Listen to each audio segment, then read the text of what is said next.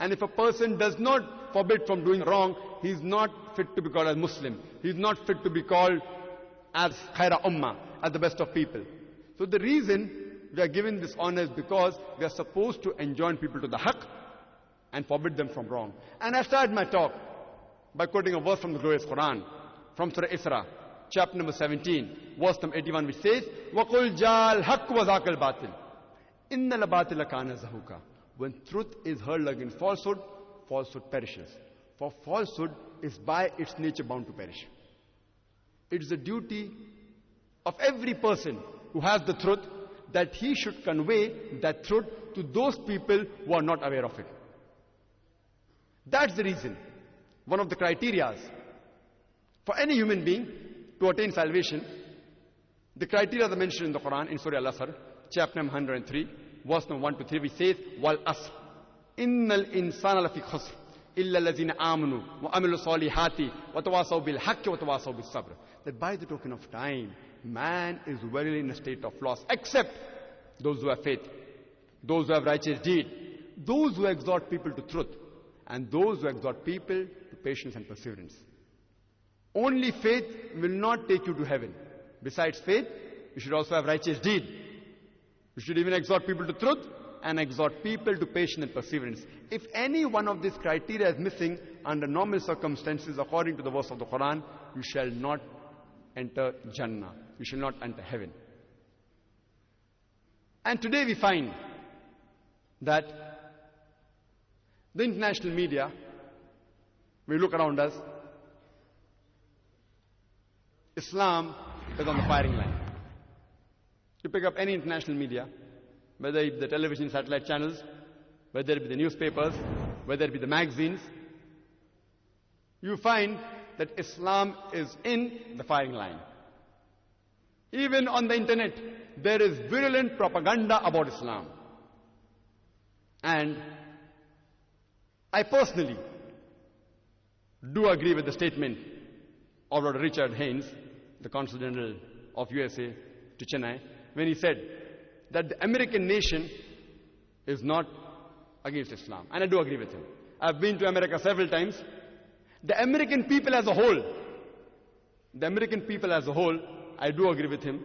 The American people as a whole, they aren't against Islam. And same thing, I tell my Indian brothers, that the Indian Hindus as a whole, they aren't against Islam. They aren't. We have got several Hindu friends. No problem. It is only a small group of Indians. For the personal gains, they may try to malign Islam. It may be a small group of Westerners. For the personal gain, they may try to malign Islam for the personal reasons. Some people, because they want to come in power, it's an easy vote bank to create a tension between two communities.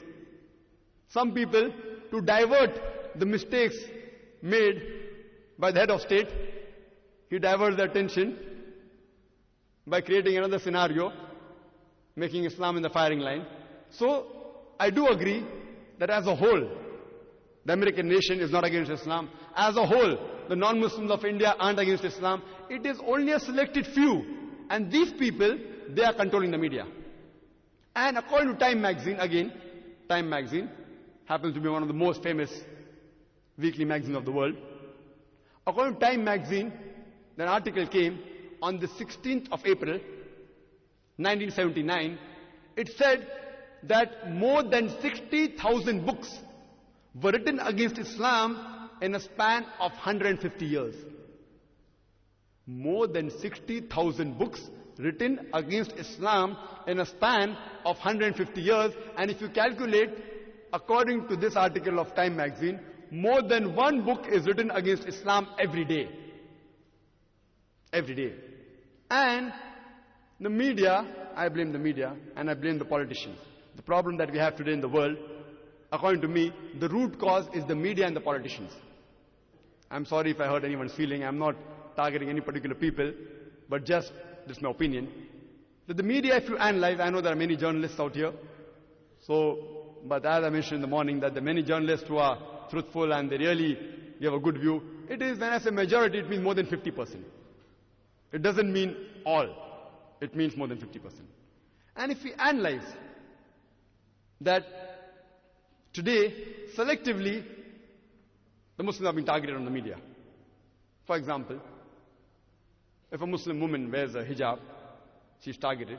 On the same hand, we find nuns, when they wear a similar type of dress, covering the complete body except the face and hands up to the wrist, the people, they respect them. Why?